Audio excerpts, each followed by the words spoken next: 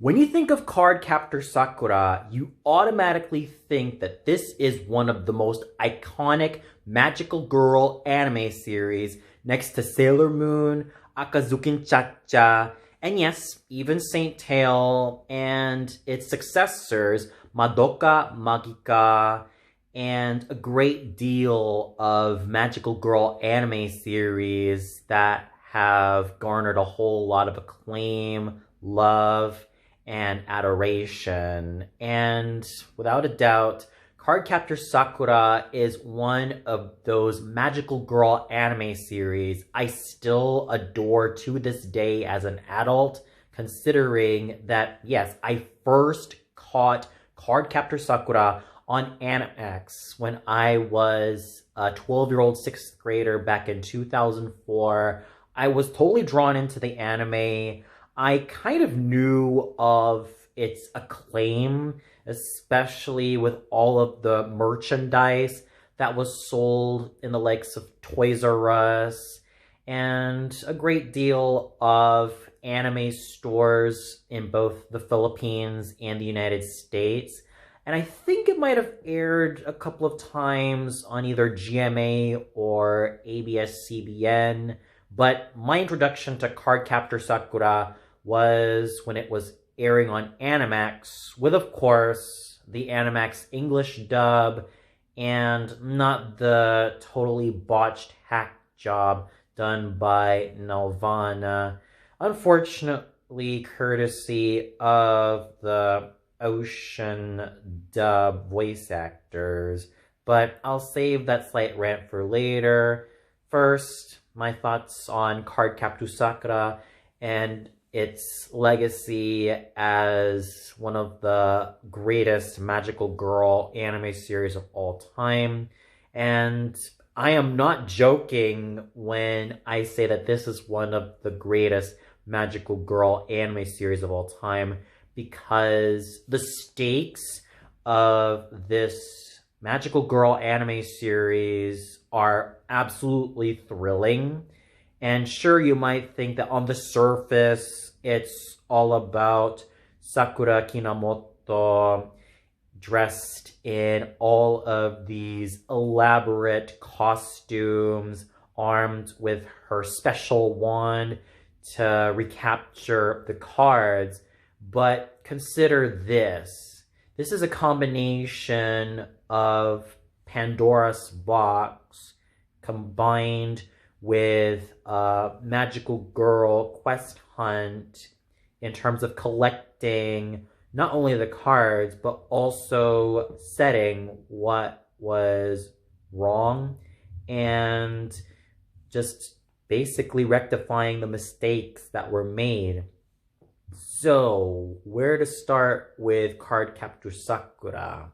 It starts off with Sakura Kinomoto, a normal 10-year-old 4th grade girl going into a library until she encounters a mysterious book called the Book of Clo Cards. And when she peeks into the book, much like Pandora, who is just so curious to see what's inside that box, a whole slew of creatures from the Clo cards escape, including one creature known as Kerberos, who also has a mini chibi form known as Gero-chan.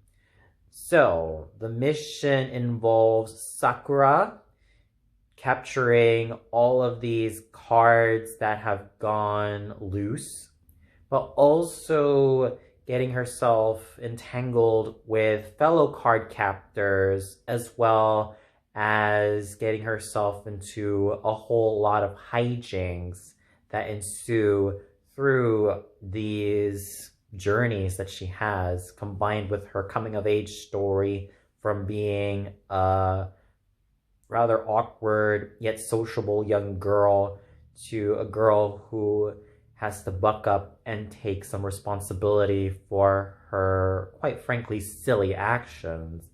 So this was definitely an involving magical girl anime series, that I thoroughly enjoyed. And what I also noticed about Cardcaptor Sakura is that it had some subtexts involved, such as Tomoyo's romantic feelings for Sakura, although she is her best friend and main supporter and has all of these clever costume ideas whenever Sakura goes onto her various missions, or even the rather romantic subtext or the romantic bond budding between Toya, Sakura's older brother, and his friend Yukito, who also has a supernatural form known as Yue.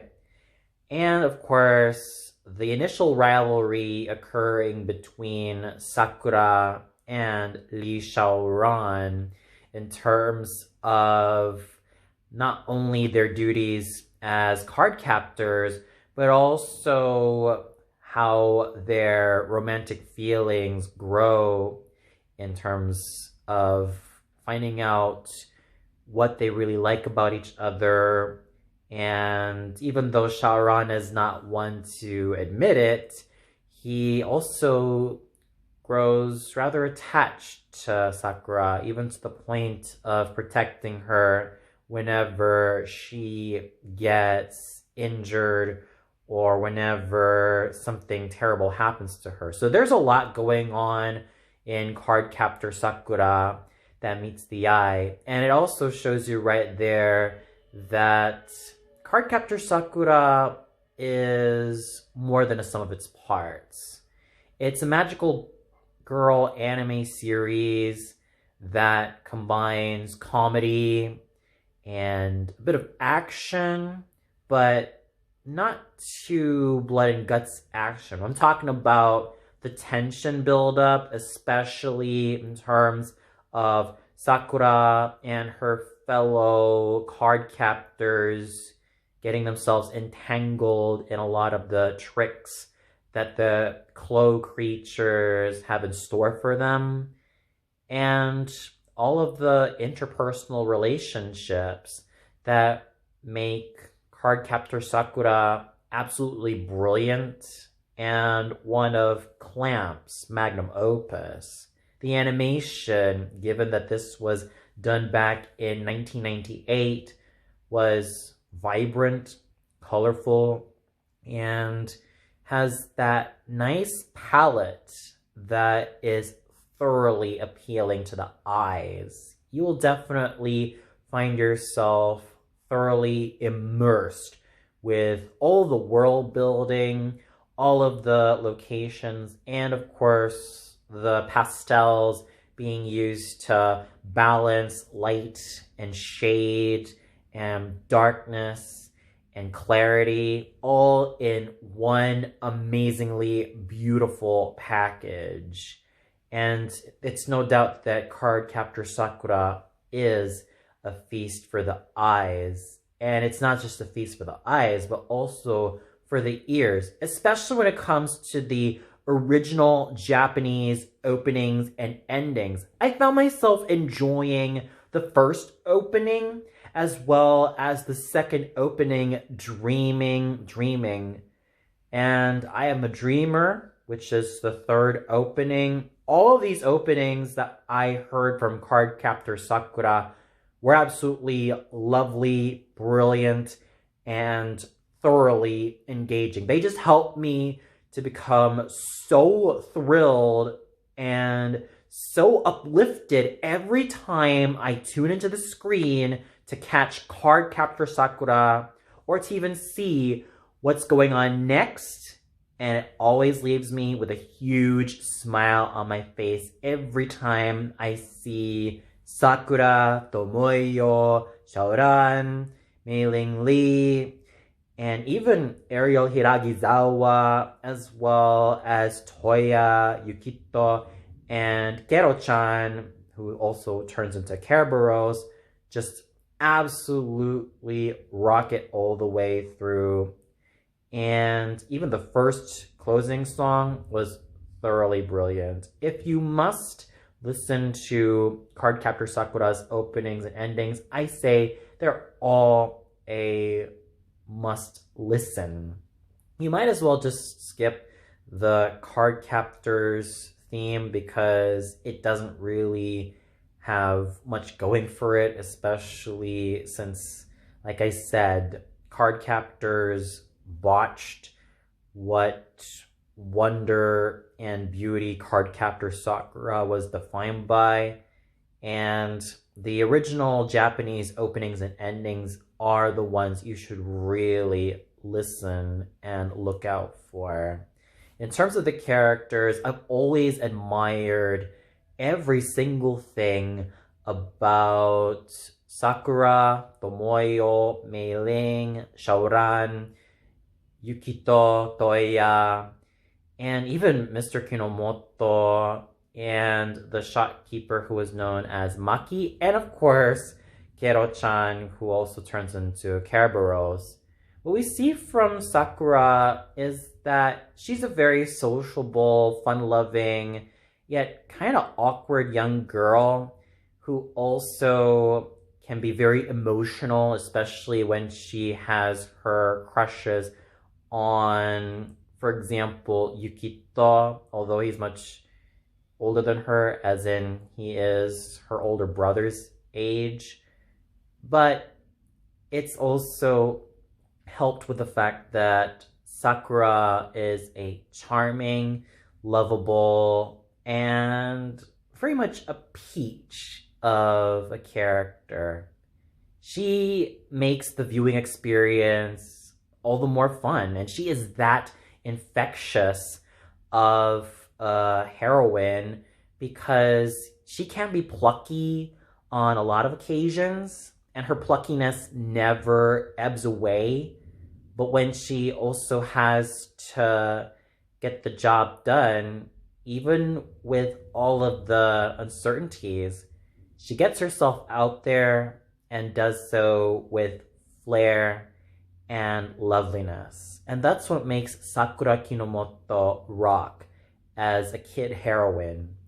She's both bubbly and vivacious, but also very gutsy and someone that I still enjoy watching and still continue to root for with all my being. Tomoyo Daidoji, yes, you might think that on the surface she is the best friend with a lot of wonderful costume ideas, and she has a very meek and sweet demeanor, but she's also extremely loyal to a fault, even to the point where there is this subtext of Tomoyo having a crush on Sakura, and there's also the subtext of Tomoyo totally admiring everything about Sakura and kind of having this sweet innocent crush on her.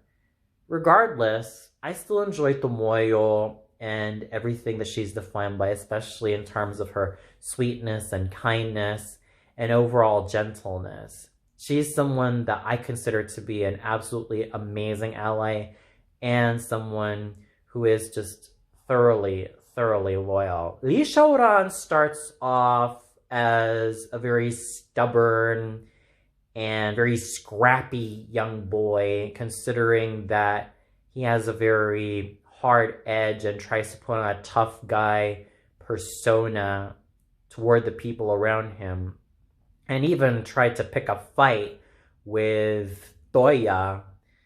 And while he does have that scrappiness about him, there's a sort of honor and determination that make Shaoran all the more brilliant as a character and all the more awesome to witness, considering that he also is a martial artist and he's someone who never backs down. Mei-ling Lee can start off as a bit of an annoying brat and someone who's very clingy toward Shaoran, considering that she was engaged to him.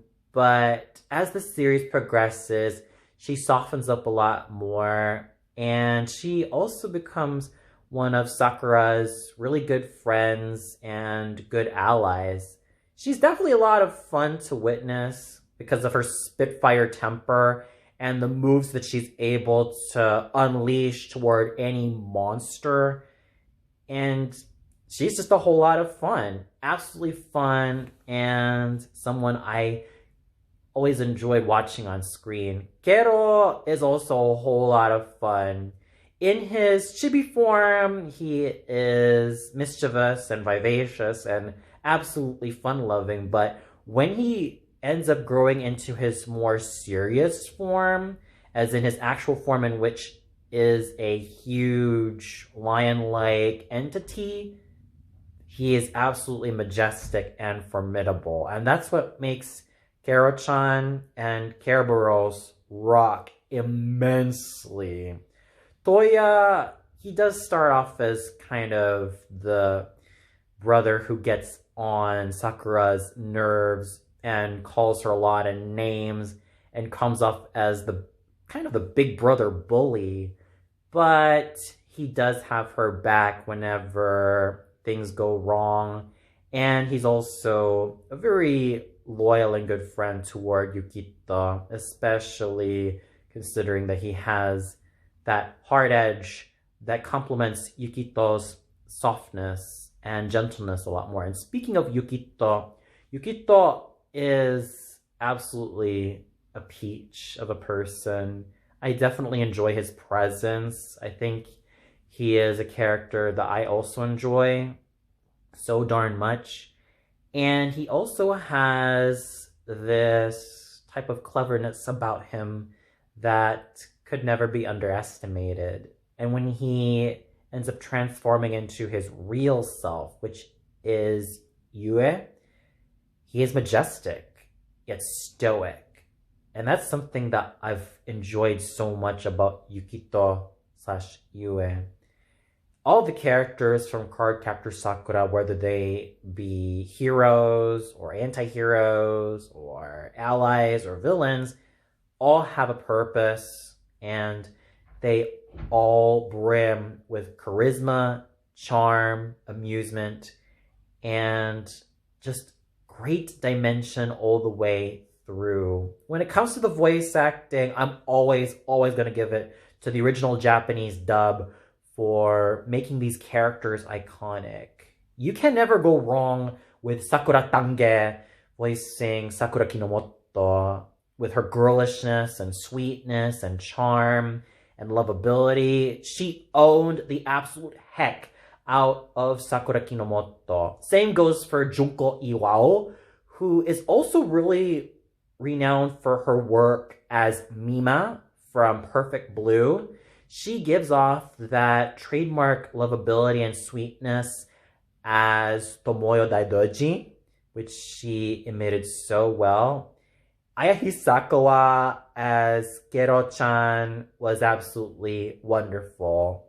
In fact, I would go out of my way and state that Aya Hisakawa was definitely great in terms of voicing a lot of these energetic young heroines and all of these energetic comedic characters. And she owned Kero-chan's vocal delivery so amazingly. And I'll also have to give it to Tomokazu Seki for voicing Toya Kinomoto and his brand of stoicism, strength, and kind of that lovable jerk with a heart of gold attitude that he emits all the way through. Motoko Kumai was just as fun and engaging as Shaoran. And the same thing can go for Megumi Ogata as Yukito or Yue, who is just absolutely brilliant and charming all the way through. I must make some pointed complaints about the Nelvana / Ocean dub, because this is a serious case of dubbing gone wrong, and this was not one of Ocean's finest moments. You know, Carly McKillop as Sakura Kinomoto or Sakura Avalon was totally miscast. She sounded more like a teenager rather than an actual young girl. If I wanted to recast Sakura Kinomoto, I would have gladly had her younger sister, Britt McKillop, voice Sakura and call it a day, or even Chantal Strand. That would have been more credible. The same thing I could say about Matt Hill as Kero. My goodness, he was totally miscast in this role. He sounded way too mature, let alone way too much like a teenage boy rather than the cute little cub that I would usually associate Kero-chan with. A better alternative would have just been to have Saffron Henderson or Rebecca Schoiket voice Kero-chan and leave Matt Hill to voice another male character. Maybe he could have just also voiced Toya Kinomoto and called it a day. And then you got Maggie Blue O'Hara voicing Tomoyo, or known in the dub as Madison. She too also suffered the same issues that Carly McKillop as Sakura had, in which she sounded way too mature for Tomoyo. And overall, the Nelvana/Ocean dub of Cardcaptor Sakura was a major disappointment. And if it had a more respectful dub and a dub that actually was in line with the original anime series, I think the second movie, in terms of having Kari Wahlgren and Wendy Lee and Michelle Ruff, did the characters a lot more justice. And honestly, we could have had Kari Wahlgren as Sakura, Wendy Lee as Kero-chan, and Michelle Ruff as Tomoyo Daidoji, and heck, maybe even Tony Oliver as Sakura's father, or Toya-san Sakura's father. Basically, the Bang Zoom Entertainment dub was way better. And on top of that, Johnny Young Bosch was also the voice of, I think he was the voice of Ariel Hiragizawa. So those are definitely high marks from the Bang Zoom Entertainment dub. And there was also a reboot / new Cardcaptor Sakura anime series called Cardcaptor Sakura Clear Card, in which Monica Rial was the voice of Sakura Kinomoto. And honestly, I would rather have either Kari Wahlgren and or Monica Rial voice Sakura Kinomoto and just called it a day. Now, I also grew up with the Animax dub, and by default, it was a dub that actually nailed the characters well. Andrea Kwan was thoroughly winsome and wholesome as Sakura. Sarah Hauser was charmingly sweet as Tomoyo. Darren Pleven was absolutely amusing as Toya. And Candace Moore was just as scrappy and fun as Shaoran. Then you got also Sarah, even Candace, Sarah Hauser, Sarah Hauser was also the voice of Kero-chan, and all the voice actors from the Animax English dub definitely made strong impressions on the characters. So if you must pick a good English dub, the Animax dub is very faithful to the original script. And I just seriously wished that the Ocean dub actually casted actors to suit the characters a lot more, because the Nelvana slash Ocean English dub was a total hot mess. And it would have been better to have had Bang Zoom Entertainment redub the whole Cardcaptor Sakura anime series from 1998. That would have been a much better deal. I mean, look at what happened with Sailor Moon. The original Deke dub wasn't thoroughly warmly received, so the Viz Media dub basically served as a redub, and the results were pretty interesting, especially for those who wanted to listen to more authentically and wonderfully, credibly performed English dub actors embody each of the characters. But when all is said and done, Cardcaptor Sakura is still an anime series I thoroughly enjoy and thoroughly adore with all my being. It's a combination of sweet, fun, and absolutely epic when it needs to be. And it knows how to balance its stories extremely well. If you want love stories, if you want magical girl action, if you want interpersonal friendships, if you want a lot of moments that can make you smile, laugh, cry, and be thoroughly engaged and surprised, you can't go wrong with Cardcaptor Sakura as one of the greatest magical girl anime series of all time. And for those of you who caught Cardcaptor Sakura, what'd you think of it?